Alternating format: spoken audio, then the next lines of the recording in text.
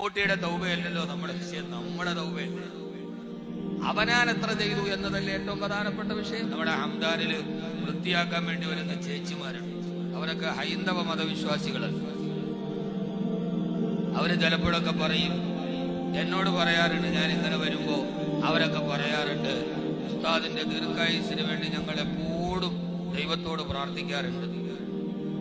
ഏത് സമയത്ത് ഞങ്ങൾ വിളക്ക് വെക്കുമ്പോഴും ഉസ്താദിന് വേണ്ടി ഞങ്ങൾ പ്രാർത്ഥിക്കാറുണ്ടെന്ന് എന്നോട് പറയാറുണ്ട്.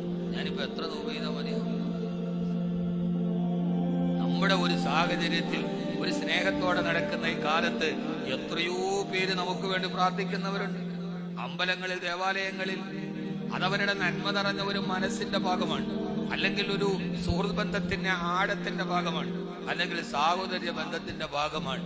അതിനൊക്കെ ആ രീതിയിൽ കാണുന്നതിനപ്പുറം അതിനെ പിന്നെ വലിച്ചിളക്കി കൊണ്ടുവന്ന് ഇസ്ലാം എന്ന് പറഞ്ഞാൽ അത്രമേൽ പരിഹാസിക്കപ്പെടേണ്ട ഒന്നായി പിന്നെ കാത്തു നിൽക്കുന്ന ചാനലുകൾ അതൊരാഘോഷമാക്കി.